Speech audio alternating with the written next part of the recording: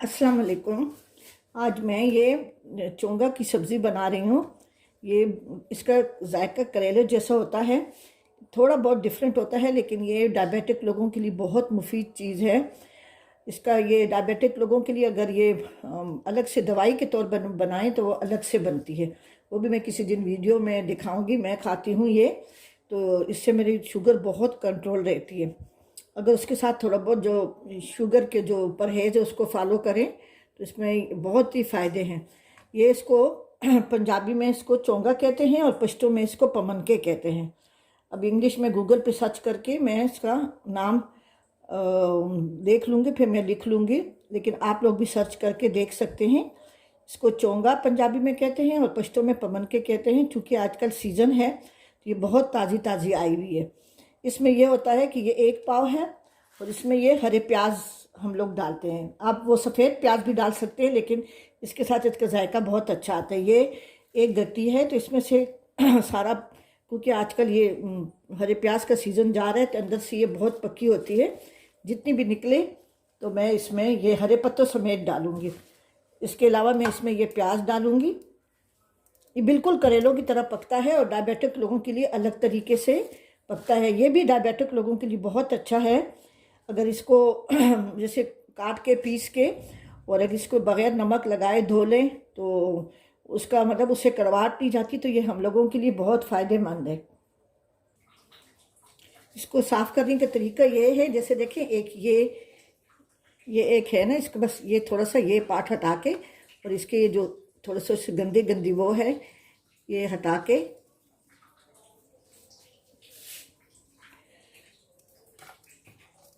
इसको इस तरह से काटते हैं। क्योंकि मैं अपने होम टाउन के पीके आई हुई हूँ तो ये यहाँ पे आम मिलती है। कराची में भी मैं चूँकि कराची में रहती हूँ, मैं कराची में इस्तेमाल करती हूँ। तो मैं सीज़न होता है तो वहाँ पे एक जहाँ पे पंजाबी पठान ज़्यादा रहते हैं वहाँ पे ये चीज़ें मिल जाती हैं। तो मैं फिर पूरा साल के लिए इसको हल्का सा उसको सोते करके पीस के सोते करके और मैं फ्रीज़ कर लेती हूँ। ये इस तरीके से मैं सारा इसको करके और इसको मैं अच्छी तरह धो लूँगी। देखिए कितनी ताज़ा है, ये बिल्कुल फ्रेश है ये।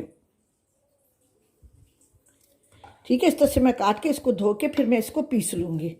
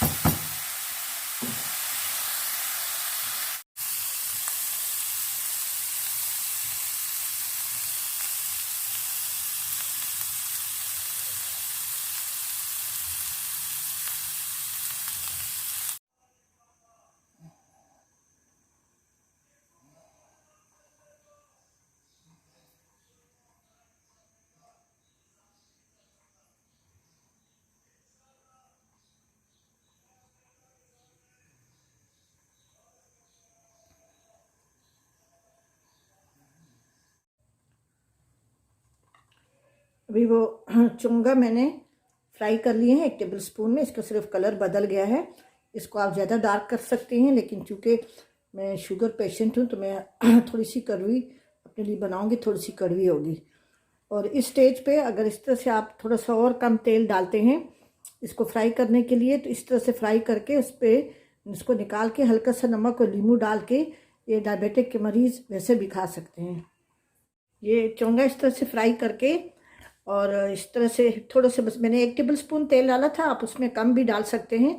इस स्टेज पे आप इसमें नमक थोड़ा सा और नींबू डाल के डायबिटिक के मरीज़ वैसे भी खा सकते हैं। बहुत ही फ़ायदेमंद चीज़ है अगर आप इसको इस तरह से पकाएंगे। जैसे दिन में 1 दफ़ा ये थोड़ा सा इसका आधा खा सकते हैं आप। अब इसका मैं मसाला बना रही हूँ, वो मैंने फ्राई कर लिए हैं। पहले मैं टमाटर को, ये 3 मीडियम साइज़ के टमाटर हैं,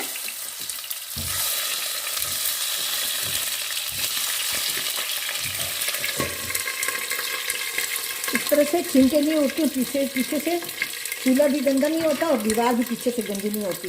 ये टमाटर जब थोड़े से नरम हो जाएंगे तो इसका मैं छिलका उतार दूँगी, फिर इसको मैं फ्राई करके इसके बाद से मैं मसाले और प्याज वगैरह डालूँगी। अब ये वो हरी प्याज मैंने काट लिए और ये करेले मैंने फ्राई किए हैं। ये ज़्यादा डार्क नहीं है और थोड़े से कुटे हुए हैं, पिसे हुए नहीं है, आप पीस भी सकते हैं। ये वाइट प्याज है और मसालों में ये 1 टीस्पून धनिया है पिसा हुआ, चुटकी क्वार्टर टीस्पून अजवाइन है, थोड़ी सी सौंफ है, लाल मिर्च है ½ टीस्पून, हल्दी 1 टीस्पून और पिसा हुआ ज़ीरा 1 टीस्पून है। ये टमाटर से मैंने छिलका उतार लिया है। ये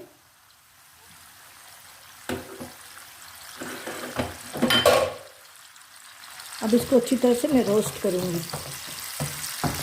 रोस्ट करने से ये होता है कि टमाटर का जायका बहुत अच्छा आता है।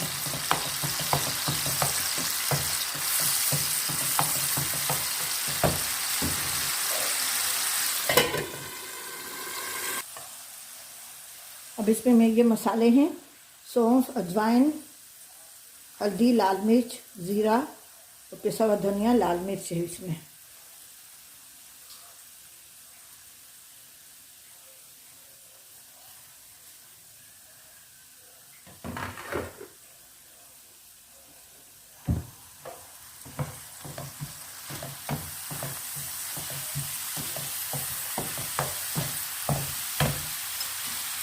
साथ में मैं ये गोश्त डाल दूंगी, मैंने उबाल लिया है, हड्डी वाला है। आप इसको कीमे में, चिकन की विंग्स में, गर्दनों में, चिकन में भी बना सकते हैं और वैसे भी आप इसको बना सकते हैं। इसमें जिसकी गोश्त की यखनी है वो मैं डाल रही हूँ, तो साथ में 1 कप छोटा कप पानी का डाल रही हूँ ताकि गोश्त में मसालों का जायका अच्छा आ जाए। और मैंने गोश्त पे चूँकि नमक डाला था, सिर्फ नमक के साथ मैंने उबाला था, तो नमक डालने की फ़िलहाल ज़रूरत नहीं है। इसको अच्छी तरह से फ्राई करके इसमें मैं पहले प्याज डालूँगी, सफ़ेद प्याज।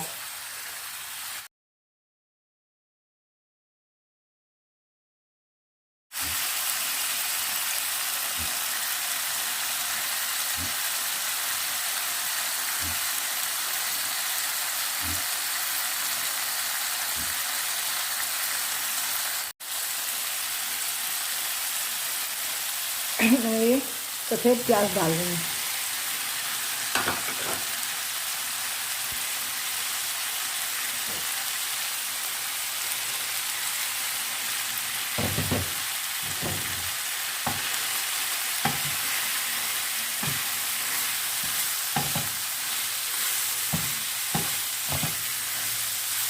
ये प्याज थोड़ी सी नरम हो जाए, हल्की सी, इसमें प्याज गली भी नहीं होनी चाहिए और फिर सालन बन जाता है। ये प्याज थोड़ी सी नरम हो जाएगी तो फिर इसमें मैं वो हरी प्याज डाल दूँगी।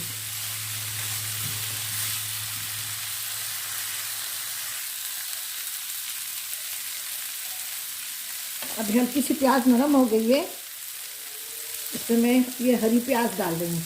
देखिए मुट्ठी के हिसाब से,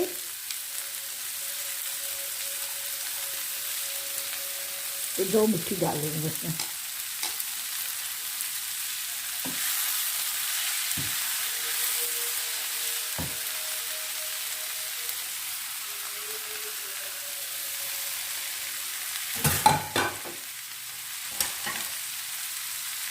मैं हरी मिर्च डाल रही हूँ।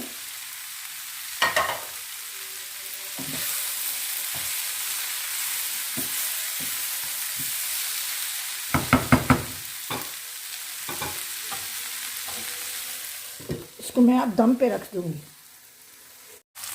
अब ये तैयार हो गया है, इसको मैं डिश आउट कर रही हूँ।